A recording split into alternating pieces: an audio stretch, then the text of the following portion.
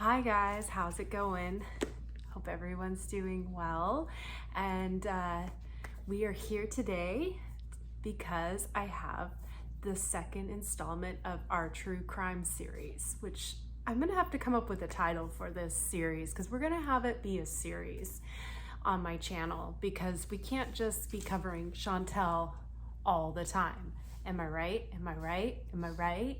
We are doing today is one that is close to my heart for a number of reasons that I'll get into. Hopefully I'm able to explain myself well. But today we are going to talk about the Green River Killer. For those of you who don't know, the Green River Killer, his name is Gary Ridgway, and he was caught in 2001. Gary Ridgway started murdering women, young girls. I'm gonna call it, because most of them are under the age of 18, so we're gonna call them young girls, children, if you will, between the years 1982 and probably up to 2000 at least, pretty sure. He had eluded police that long. Yes, he is one of the most prolific serial killers in the United States. And he did his killing basically in my backyard. That's not why this story is dear to my heart. Yes, it's in my backyard essentially, but I grew up with the Green River Killer, so to speak. So I'm gonna bring this to you from like a local perspective.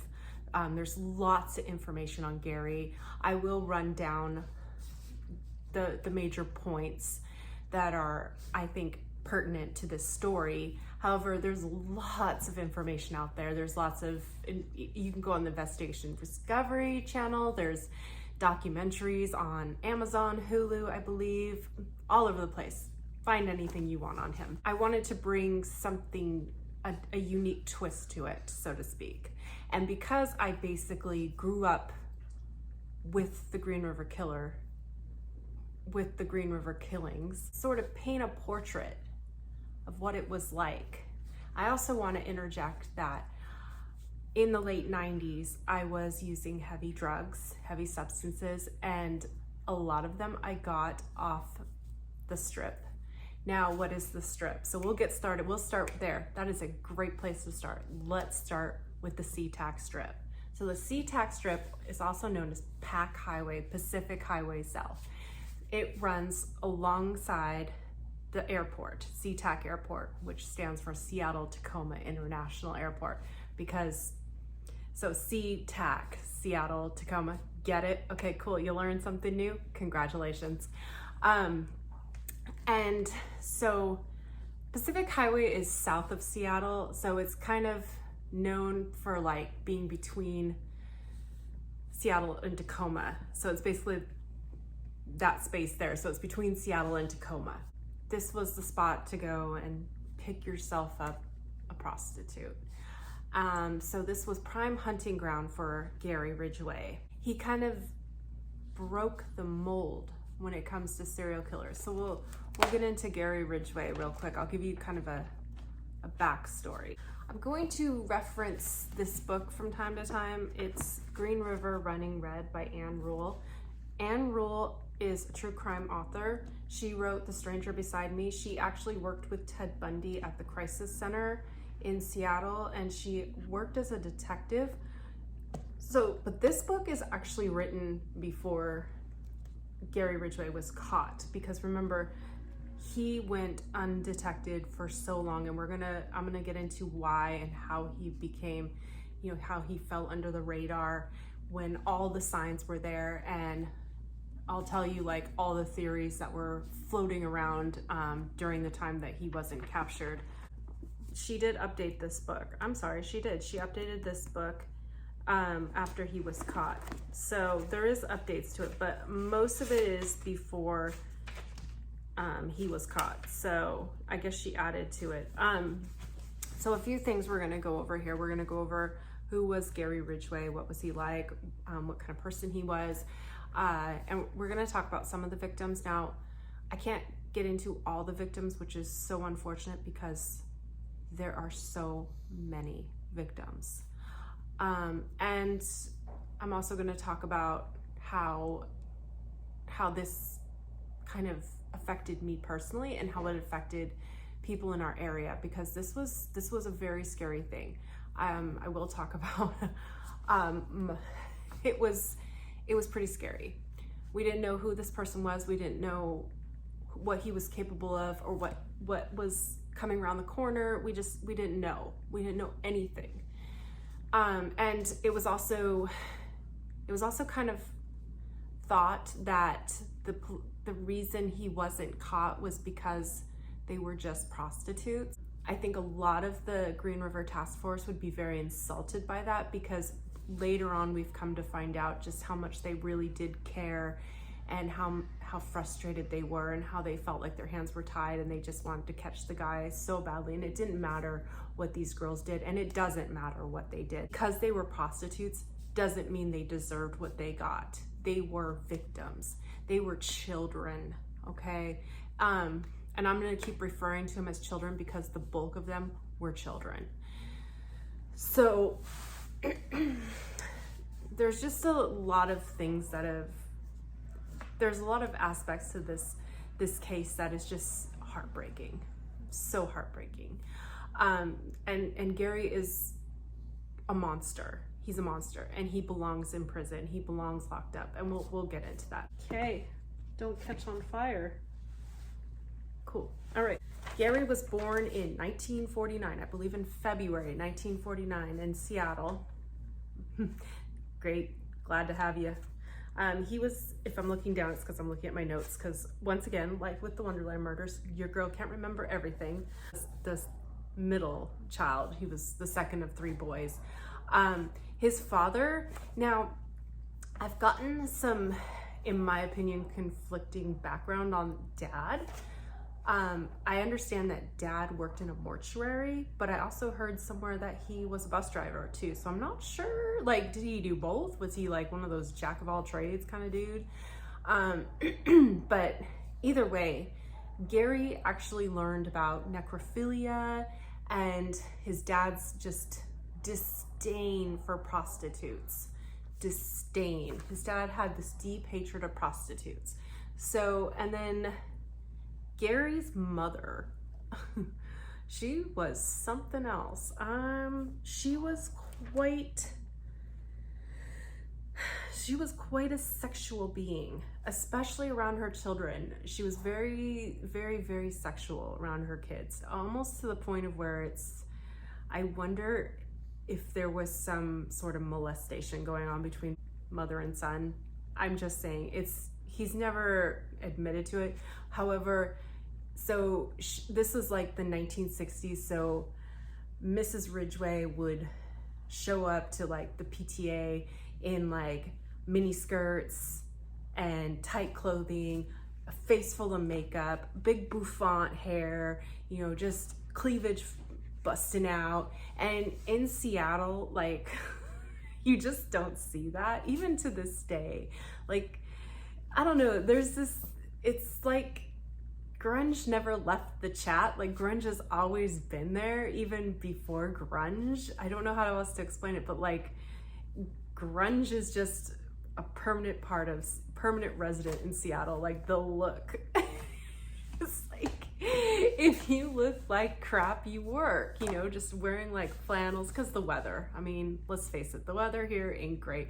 It's not exactly short skirts and Daisy Dukes kind of place.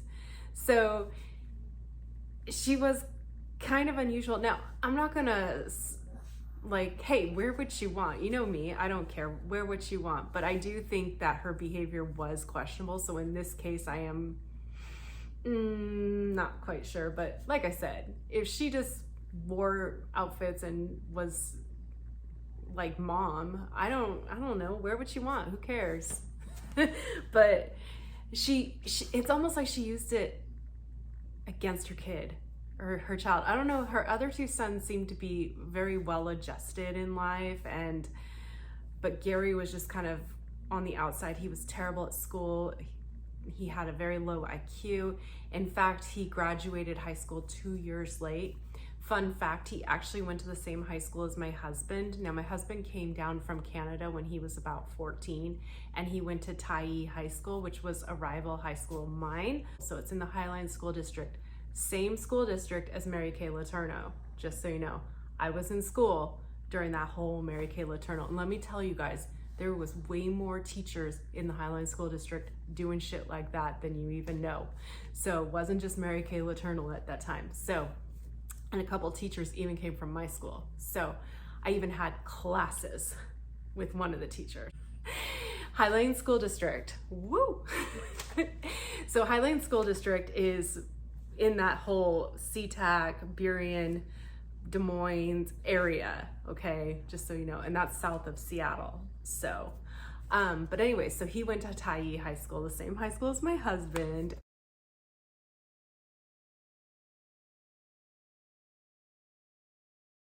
And he graduated 2 years late. Now, we're gonna back up just a little bit about him because there is some important details from his childhood. He was a known bedwetter, I believe, all the way up into his teens, which is extremely concerning. And I think any parent with half a brain would want to get some counseling for your child if your child is a teenager and still wetting the bed. However, Gary's mother would humiliate him almost. She would strip him down and bathe him in the tub, and there would be this washing of the genitals, and she would be in like very revealing clothes and acting very sexual, according to Gary. And Gary would end up developing these violent sexual fantasies of his mother, which I think is just bizarre. Like, it creeps me out to no end. Like, to think of this family dynamic, it just creeps me out. Gary was also known for starting fires as a child, killing animals, torturing animals. He liked to suffocate animals, I believe.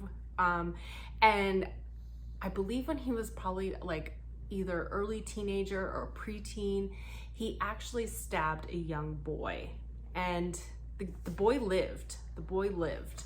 Thank goodness. But nothing ever came from this.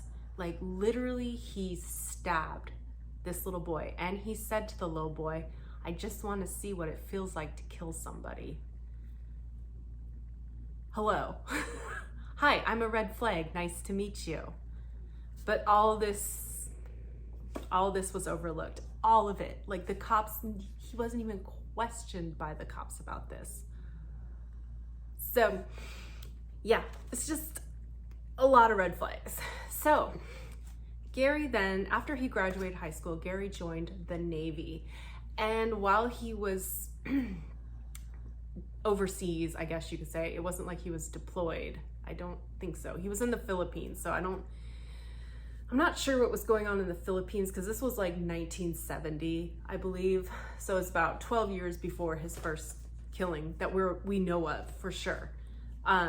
So he's deployed over in the Philippines, and that's where Gary first started visiting prostitutes. But he had a wife back home, and now I must be sick and twisted, because he finds out that his wife is cheating on him. When I read about that, my reaction to her was, "Oh, hell yeah, girl, shoot, woohoo, cheat on the fucker." I mean, yeah, because I know who he is and everything, but honestly, I no sympathy for him, right? Am I right? He was just enraged by that. And so he's visiting all these prostitutes. I believe he gets chlamydia and gonorrhea from prostitutes, and that just fills him with rage.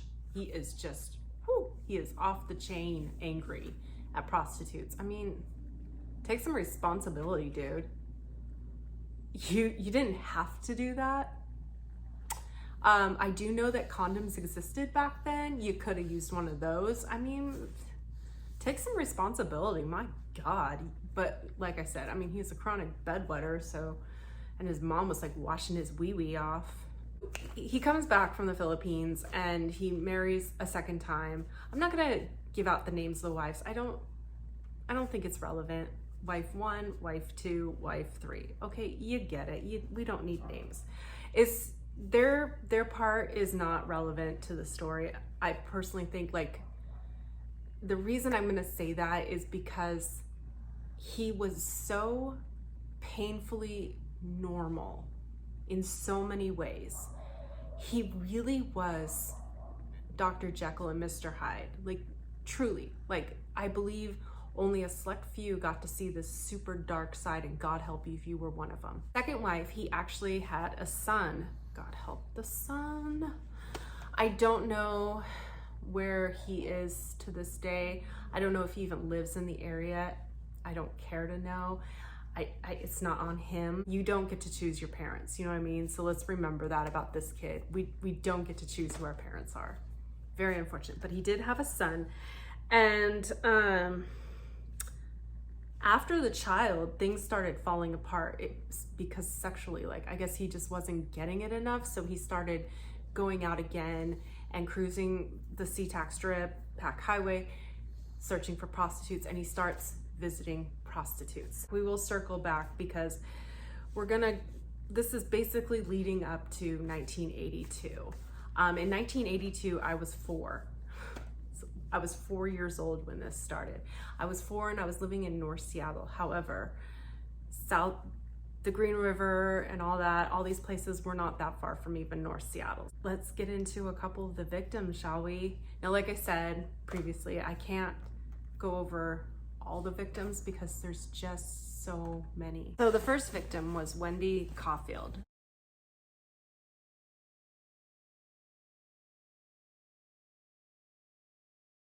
And her body was found in the Green River.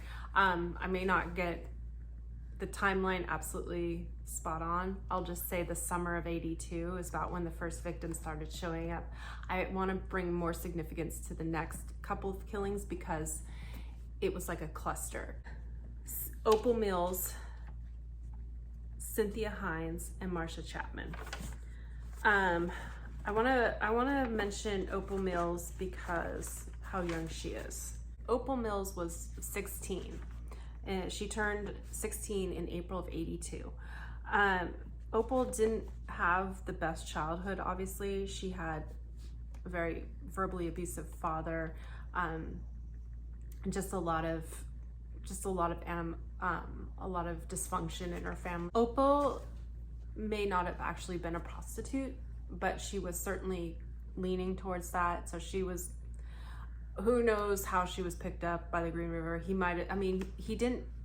You don't necessarily have to be a prostitute to be picked up at the Green River. You could have been hitchhiking or just out and being offered a ride. So who's to say? But anyways, on this day in 1982, because this is some disturbing shit, there was a cluster discovered at the Peck Bridge in the Green River in Kent, Washington.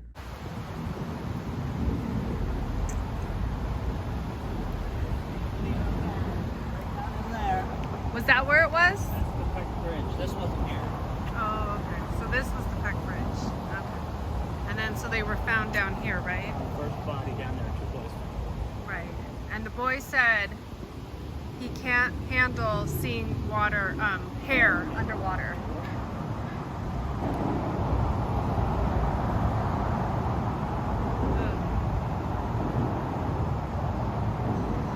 Do you think that trail over there was there when... No? Okay. And then this bridge wasn't here? Okay. Oh.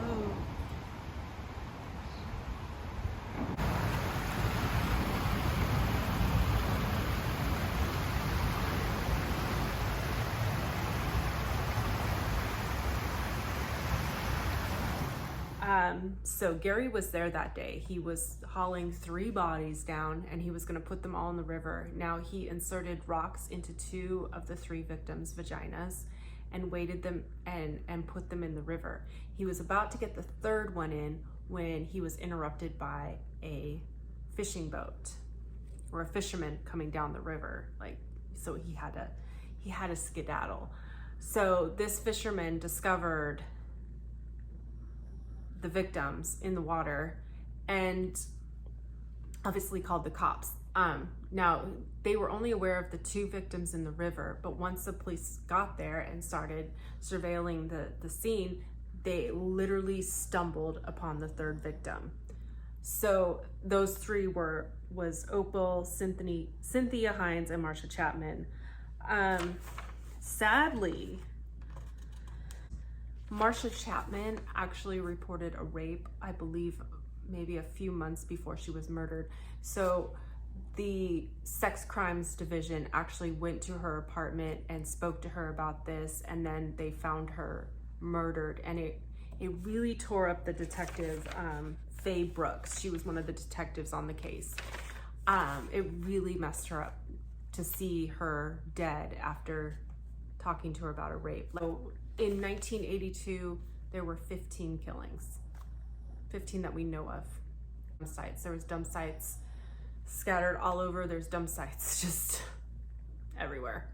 But it got the name the Green River. Now, as time went on and I got a little bit older, my mom and my stepdad like to take walks along the Green River because there is a great walking path you can go on. And the Green River is actually, like, parts of it is actually really nice, and it's nice to float the Green River in the summer because it's nice and cool on a hot day.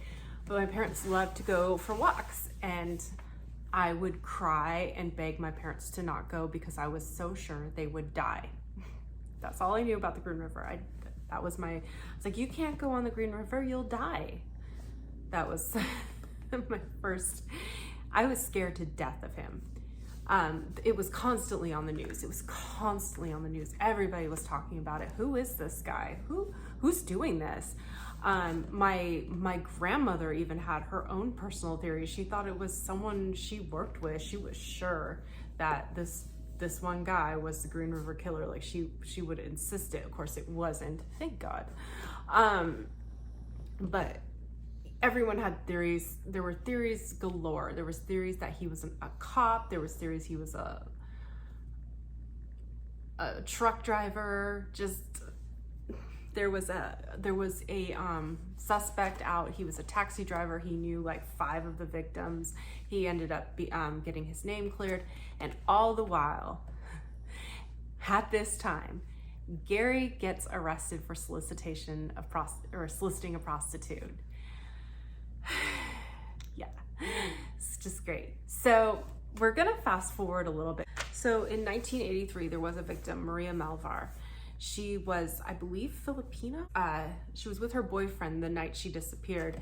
So her boyfriend saw her get into a truck, and it looked like they were fighting. So he got into his car and followed him. Now, the boyfriend actually lost her at a stoplight.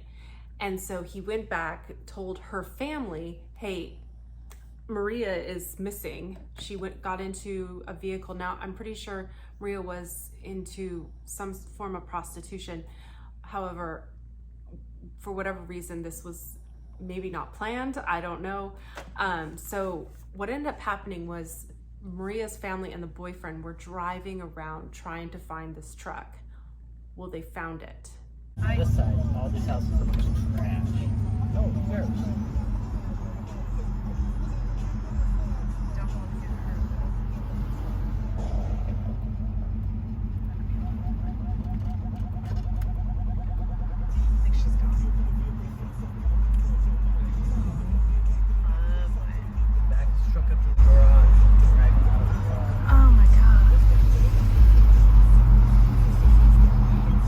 Truck. That's just fucking scary as all hell.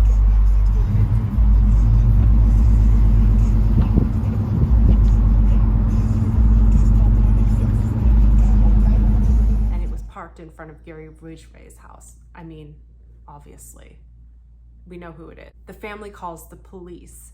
Now the police go down to question Gary, and the police happen to be an old friend of Gary's. Or like they went to school together. So they don't even check inside the house. Like, they don't even check. They're just like, oh, okay, cool, no worries. Have a good day. Nothing came from it. But they had him. They had him. again. By 1984, there had been 40 killings. One of the other murders was a girl by the name of Mary Meehan.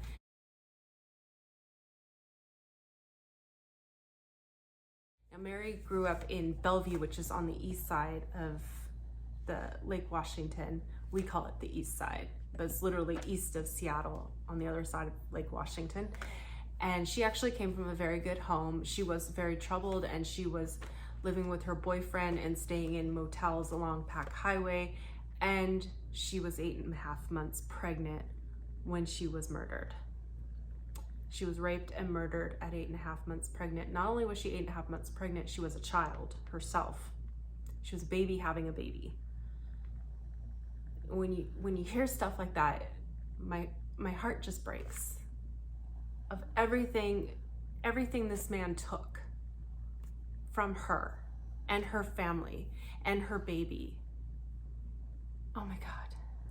Like, some might say, well, what kind of life would that baby have? Well, we'll never know now, will we? When the police did catch Gary and question him, he says he didn't know she was pregnant, but she was 8.5 months pregnant. Bro, you knew. These poor girls. I do want to talk about one victim, Linda Jane Rule. How did Gary do this? How he would lure them in. He looked very average. He looked very ordinary. He would, if they asked for ID, he would show them his ID, and there would be a picture of his son next to his ID. He was sometimes he would visit the same prostitute a few times over just to build her trust. And then how he did it was he would come up behind them and strangle them with like this. With Jane Rule, he actually lit her hair on fire. I think she was already dead when he did that. I hope to God she was. He had no emotions, no remorse. He had to do it. Prostitutes were scum of the earth. They had to go. And so this is what he did. Like, he felt like he was, I don't know, doing some sort of public service. Anyways, he's just on a rampage, killing all these girls, picking them up, having sex, and killing them. He was also kind of brazen a little. So I'll read this letter. He actually sent this to the Seattle Post Intelligencer, one of our local newspapers. It was addressed to Mike Barber, who was writing articles about the Green River Killer. And it said that they were sent by the Green River, and later confirmed that he did send this. So it's basically typewritten. There's no spaces, no nothing, but I will read it to you. Okay, here we go. And I might struggle. So, what you ton about the Green River Killer? Do not throw away. I first one, broken nor dislocated arm. Why? Second, one black in river, had a stone in the vagina. Why? 3, why some in rivers, some above ground, some underground. Insurance. Number 4, insurance. Who got it? Number 5, who's to gain by their deaths? 6, truck is out of state. Father had painted down river. 7, some had fingers cut off. 8, he had sex after they dead. He smokes. 9, he chews gum. 10, chance for stone, blackmailed him. You work me nor body. Nobody. 12, think change his MO. Businessman or salesman? Yeah, nice try, dude. I will tell you his job. I don't think I really got into it, but we will get into what he did. 13, car and motel reservation. 14, man seen bridge. Luggage out of motel, was heavy, needed help. Keys in car at road. 18, who's I-5 where solo, oh my gosh. some ring and miscellaneous, 16 out-of-state cop, 17 don't kill no one, kin outside, 18 one had old scares, 19 mom or Mo Maple hatred wine, some fish and dumped there. I'm gonna stop right there for a second. Wine and fish. One of the victims was actually found with a fish and a bottle of wine and a grocery bag. Now, some people thought there was some serious significance to it. Actually, we come to find out that the fish was just some garbage he was throwing away. So basically this was just some trash he needed to throw away. The body, the fish, the wine, it was just garbage he needed to throw away. That was the significance of it. Yeah, he's nice. He's a nice guy.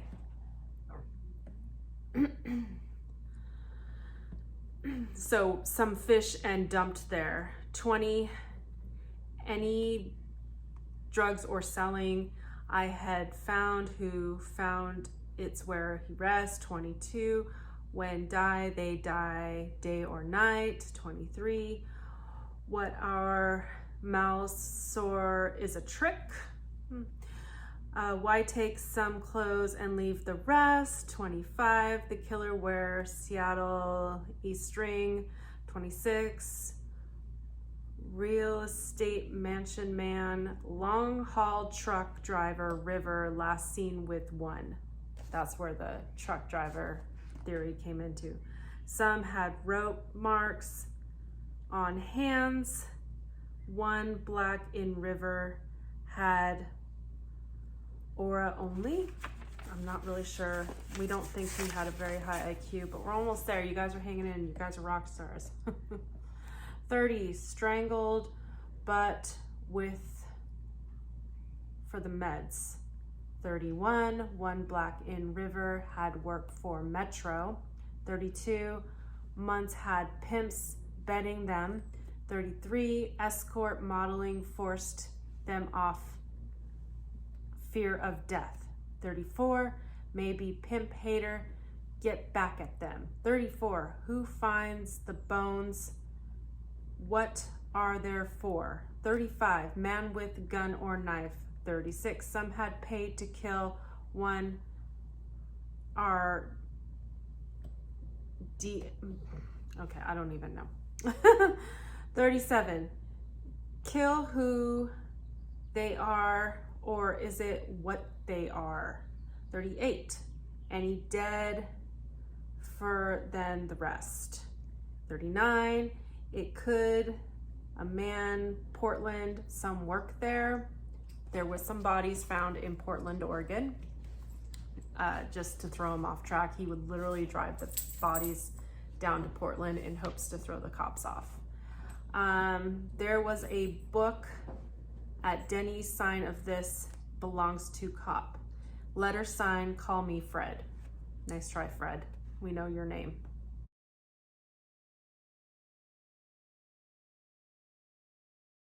So that's twisted. That letter, I believe, was published in the Seattle Post-Intelligencer. So that leads us up to about 1984, 1985. Now, during this time, the killings seem to have stopped, and I'll tell you why. Gary then began dating a woman that he had a really good relationship with. Now, this next relationship, Gary was nice to her daughters, her grandchildren, all these things. It's just so disgusting to think about, knowing what he's doing and how he's interacting with her daughters. I mean, that's gotta freak you out. So anyway, she thought she hit the jackpot. She thought, oh my God, this guy is amazing. Like, they had a really good relationship, really good. He had been steadily employed. He had been working for a company called Kenworth Trucking, and he had worked there for 30 years, which is very unusual for a serial killer to hold down a job like that. Like, he was a complete creature of habit. He painted trucks at Kenworth, and he was very meticulous. it was the perfect job for him. I mean, it's the perfect job for a serial killer who's meticulous like he is. And he didn't really have any, you know, he didn't stand out at work. He was kind of fell under the radar. He didn't have any troubles or anything. He went to work every day, you know, just typical thing. And he had a wife at home, and he moved her into his house. And now in this house is where he did, we think, a good 30 killings. They slept in the same bed that he killed these women in.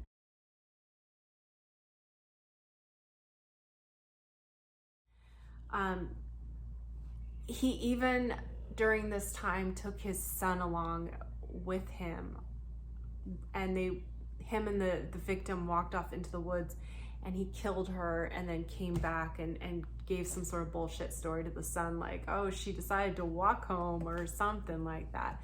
But like, oh my God. So just so many things that are just so creepy about this whole thing. And but the killings kind of stopped, we think. I mean, that's what it seems like. Now,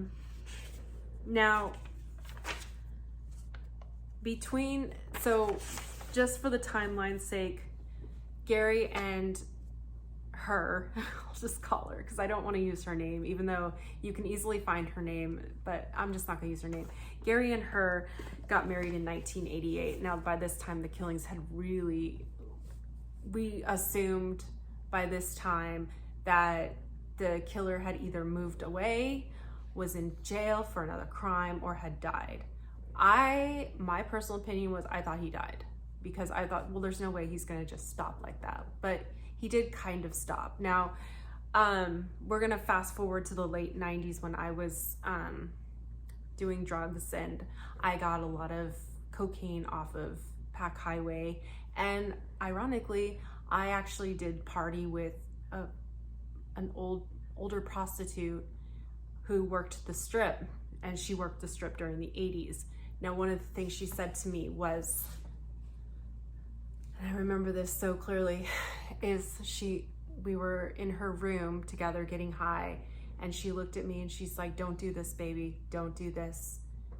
Girls are still going missing. Girls are still going missing. And that just filled me with dread when the way she said it. Just like, I knew what she was talking about. I knew exactly what she was talking about. She was talking about the Green River Killer.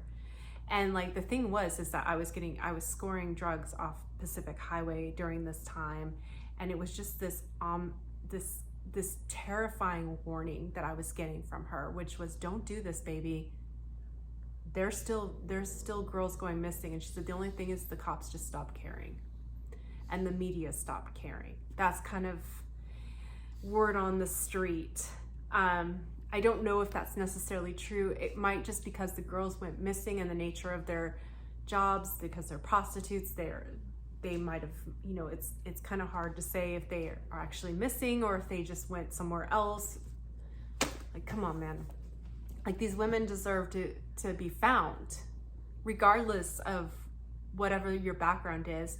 They still have family, they still have children, they still have parents and sisters and brothers who would like to know where they are. But, you know, according to this woman that I spent time with, she loved her dad.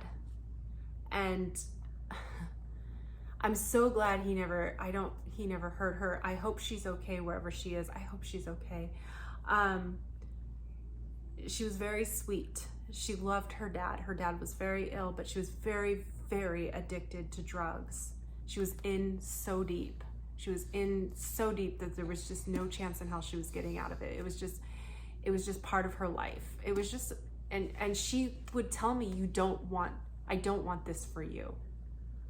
Like, we barely knew each other. And that's like the kind of the thing with addiction.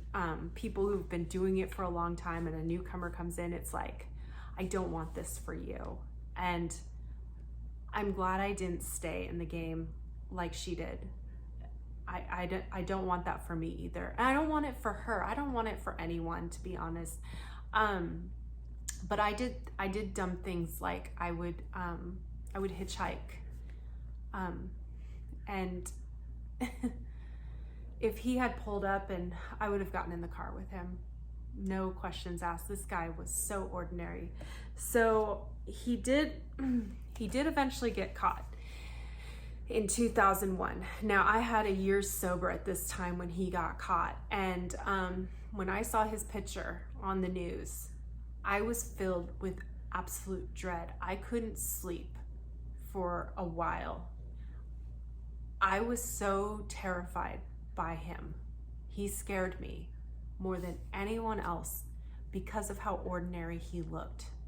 That if that guy had pulled up and said, hey, you want to ride? I would have been like, oh yeah, I could totally take this guy. And where would I be?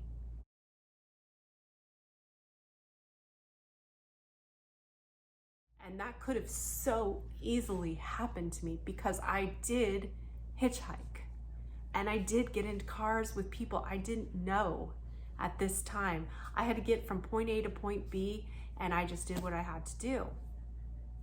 I didn't do it a lot, but I did it enough to where I could have easily ran into him. If he was still out hunting with like what this prostitute that I spent time with said, then yeah, would have been quite no big deal for him to have picked me up. So yeah. Anyways, so he was actually caught by DNA. Finally, basically what happened with the Green River Task Force through this whole thing was they basically just had to wait for technology to catch up, basically. So they had some saliva sample taken from Gary and taken from a couple of the victims. They found some DNA on them, some semen inside a couple of the victims. Like the first few victims, they found DNA. And they were finally, in 2001, able to match DNA through tests that, like I said, technology had finally caught up. And it was a match. It was a match. And they picked him up at none other than Kenworth Trucking. And there he was on the news. Now, it's so funny because even at this time, he's like, no, it wasn't me. I mean, I visited these prostitutes, but I didn't kill them. And his wife believed him. You can even find an archived news story from Como News 4 where they knock on her door and she basically just shuts the door. You could tell she's just not having any of this. Like, she's like, no, this is impossible. Now, of course, now she knows the truth and she gets to sit alongside, Ted Bundy's girlfriend and, John Wayne Gacy's husband, wife, and, just all the other people that lived with these monsters and had no idea, you know what I mean? So what ended up happening is kind of unusual. They actually, more than anything else, and I will say this is the one stand-up thing the cops did. Now, I don't want to give them too much credit, but I don't want to devalue their work either. You know what I mean? Like, I don't want to give them too much credit, but I don't want to devalue their work. So I do personally think what they did was absolutely perfect. And I think it was absolutely what was best to be done, which was they asked him, they would take the death penalty off the table. However, he could never appeal. Nothing like that. No retrials, no nothing. If he just confess, the death penalty will be taken off and he will just spend the rest of his life in jail. Sweet deal. The evidence ended up mounting so much that Gary was like, yeah, sure, okay. So he pled guilty to, I believe, 48 cases. And what ended up happening, so there was no trial. He just pled guilty. That was it. This was in 2003. He pled guilty, and the families of the victims actually came in and read statements, and I'll insert a couple of clips because they're so powerful, especially Linda Rule's father.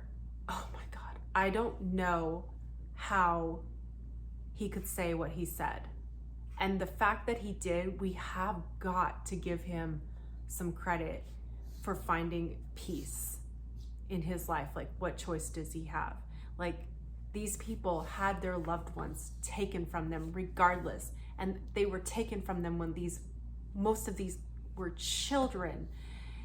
And it's so awful. And I actually knew one of the mothers of the victim. She's sober too. She was there at that she read a letter. I don't want to out her because I know her through being sober, but I can tell you how her life changed permanently with her daughter being taken from her in the way that she was, and just what that did to her. To all of the women you took was gone. Our memory is not. In your words, you said that they didn't mean anything to you, but she meant everything to us.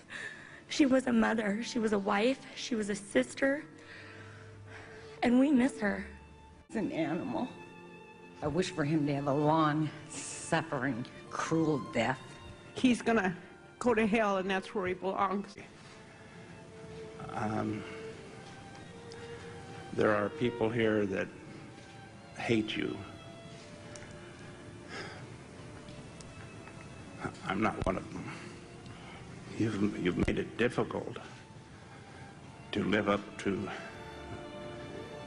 what I believe, and that is what God says to do, and that's to forgive. You are forgiven. And it's not just the victims, it's everybody around the victims that affected. There was one where the daughter came up and said, I was one of those girls who was waiting for her mom to come home.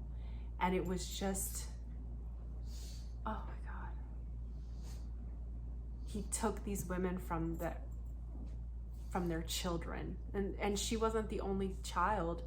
And, you know, a couple of them, I remember there was one lady who was screaming at him, I hate you. And I was like, you get that out, girl. You get that out. And then this one guy just comes up and he's like, I forgive you. And you're just like, whew. I tried to make this unique and different and offer a fresh perspective. There is a park off Pacific Highway called Angle Lake.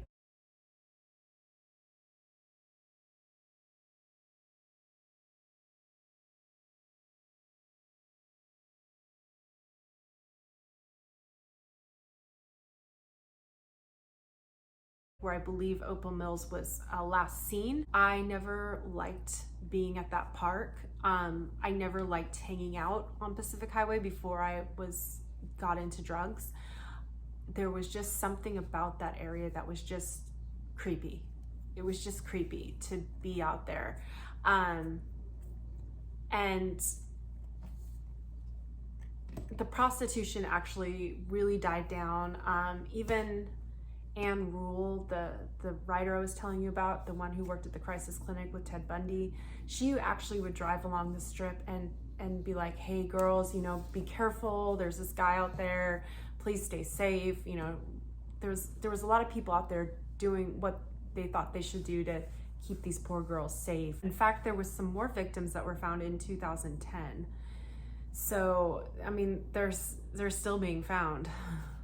And I'm sure there's tons more out there that never got found. And interestingly enough too, the body that was found in 2010, Gary Ridgway actually pled guilty to that one too when they found the body. Like, I believe that one was Maria Melville, the one that the boyfriend chased after.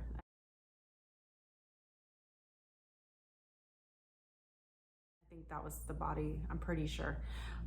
So I wanted to do this one because